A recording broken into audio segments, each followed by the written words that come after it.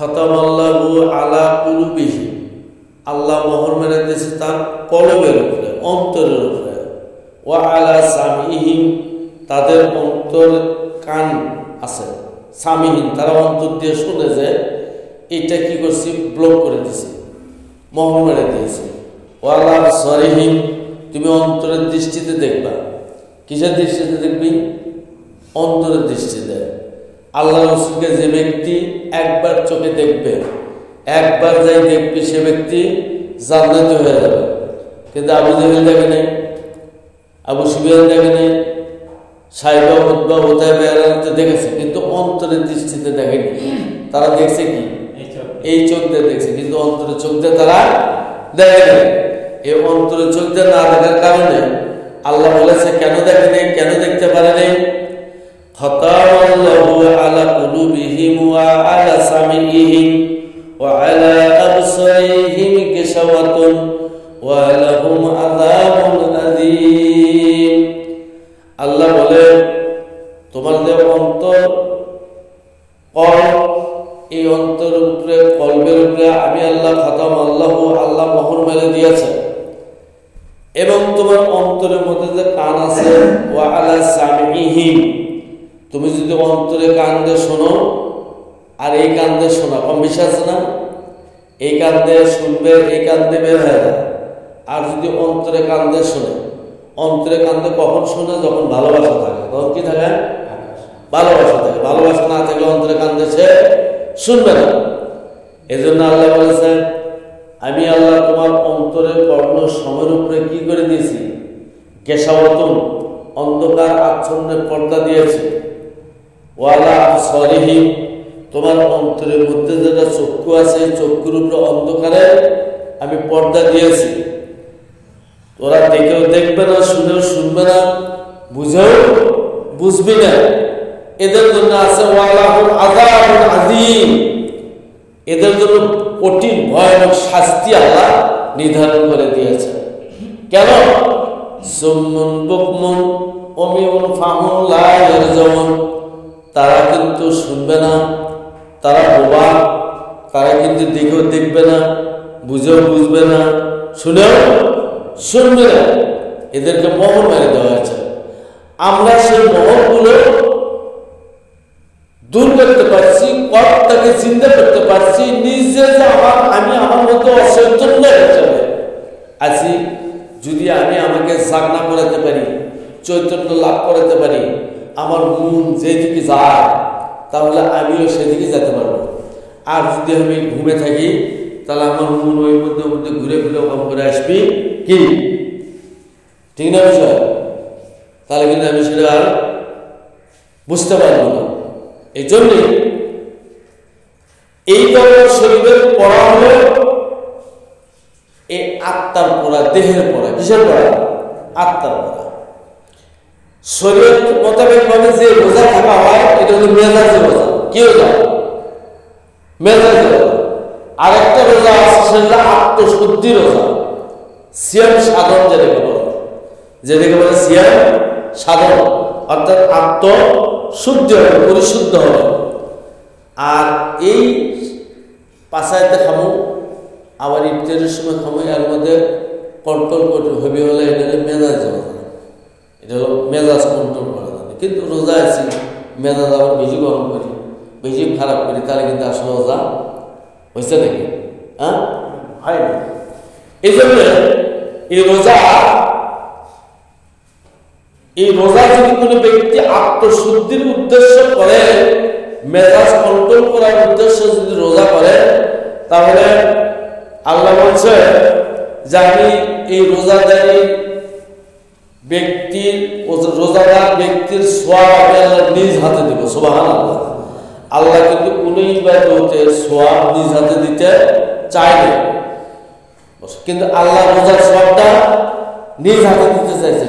কি হাতে? নিজ হাতে। বান্দা যদি পৃথিবীর জমিনেতে কারো কাছে ঋণ করে মারা যায়, কি করে? ঋণ করে মারা যায়, দিবেন মনে নাই, দেওয়ার ইচ্ছা ছাড়লে দিতে পারেন নাই, আগেই দুনিয়া ছেড়ে চলে আসে। এই ঋণ করে যদি মারা যায়, ওই বান্দাটা যখন হাসরের মাঠে আল্লাহ বলবে তোমার কি কি আমল আছে, ওনার ঋণটা শোধ করো। ওনার ঋণ শোধ করতে গিয়ে আমলের পুঁজি শেষ, আমলের পুঁজি শেষ, কিন্তু ঋণ শোধ হয় না।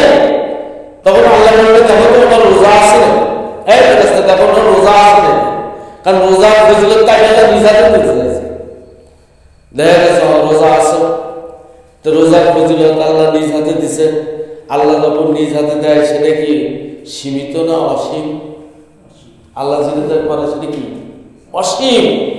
এই জন্য এই রোজার ফজিলত আল্লাহ নিজ হাতে যখন দেবে, ওই মানুষটা ঋণ শোধ হবে, পাপ মাফ হবে, গুনাহ মাফ হবে, ওই ব্যক্তিটা জান্নাতে হবে। সুবহানাল্লাহ। সর্বশ্রেষ্ঠ ইবাদত কি? সর্বশ্রেষ্ঠ ইবাদত কি? নামাজ। কি সর্বশ্রেষ্ঠ ইবাদত কি? নামাজ নাকি? কিন্তু সর্বশ্রেষ্ঠ ইবাদত নামাজ। কেন? কি জন্য? কারণ মানুষ ভালো হওয়ার একটাই মেডিসিন, সেটা হলো সালাত। সেটা কি? সালাত।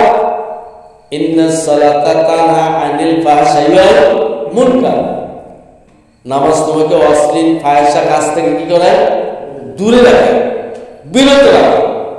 হ্যাঁ, আমরা যেদিন মারা যাবো সেদিন আমার নামাজ শেষ হয়ে যাবে, যাবে না? পৃথিবীর সব মানুষ যেদিন মারা যাবে সেদিন নামাজ থাকবে কি? থাকবে না। কিন্তু আল্লাহ তো থাকবে, ফেরেশতারাও থাকবে।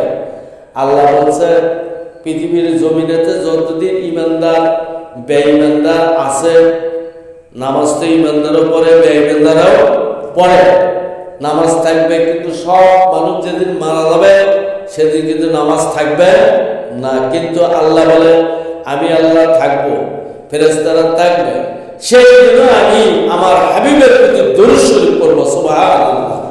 এই জন্য দরুদ শরীফের মূল্য সবচেয়ে বেশি, সবচেয়ে বেশি। দরুদ শরীফ বেশি বেশি পড়ো, যেখানেই থাকো, যে অবস্থায় থাকো, নবীর প্রতি দরুদ পড়ো। নবী যদি রাজি থাকে, তাহলে তুমি যদি দরুদ পড়ো, তাহলে সেখানে নবী তোমার প্রতি রাজি থাকবে, নবী রাজি থাকবে, খুশি থাকবে। আল্লাহ পাক নবীকে ভালোবাসার কারণে, মহব্বত করার কারণে আল্লাহ সেদিন তোমার গুনাহ মাফ করে দিবে, তুমি নাজাত হয়ে যাবে। সুবহানাল্লাহ। আজকে যারা পীরের সাথে 2 নম্বরই করে, আমার মনে হয় রসুলের জামানে তারা থাকলে ওই রকমই করত। কথাটা তো একই নাকি? দুটো কথাটা একই তো। আল্লাহর ভালোবাসা প্রমাণ করতে হবে কারণে নবী দিয়ে, কাক দিয়ে? রসুলের দিয়ে। আল্লাহ বলে নাই কুল ইন কুনতুম তুহিব্বুনাল্লাহ ফাত্তাবিউনি ইউহিব্বুকুমুল্লাহ ওয়া ইয়াগফির লাকুম যুনুবাকুম ওয়াল্লাহু গফুরুর রহিম। আল্লাহ বলে ইন কুনতুম তুহিব্বুনাল্লাহ, যদি তুমি আমি আল্লাহকে ভালোবাসো, ফাত্তাবিউনি, নবী আপনি বলে দেন তারা যেন আমাকে ভালোবাসে। সুবহানাল্লাহ। আল্লাহকে ভালোবাসতে হবে, কাকে ভালোবাসতে হবে? নবীকে ভালোবাসতে হবে। আর নবীর ভালোবাসা যদি তোমার মধ্যে থাকে, ভবিষ্যতে অজান্তে ভুলে যদি কোনো গুনার কাজ করে ফেলো, আল্লাহ বলে তুমি গুনাহ করছো, পাপ করছো, কিন্তু নবীকে ভালোবাসছো। নবীকে ভালোবাসার কারণে তোমার যদি গুনাহ হয়ে যায়, নবীকে ভালোবাসার কারণে আমি আল্লাহ তোমার গুনাহগুলো মাফ করে দিতেই থাকবো, দিতেই থাকবো। সুবহানাল্লাহ। তুমি বান্দা যদি গুনাহ করতেই থাকো, আর যদি নবীর মহব্বত ভালোবাসা থাকে, তাহলে তোমার গুনাহগুলো আমি মাফ আল্লাহ করতেই থাকবো। সুবহানাল্লাহ। নামাজ দিয়ে গুনাহ মাফ আছে নাকি? রোজা দিয়ে গুনাহ মাফ নাই। এগুলো কি? এগুলো হলো নৈকট্য, বান্দা হওয়া, তারপর সাফায়াত পাওয়া, এই বিষয়গুলো ইবাদত।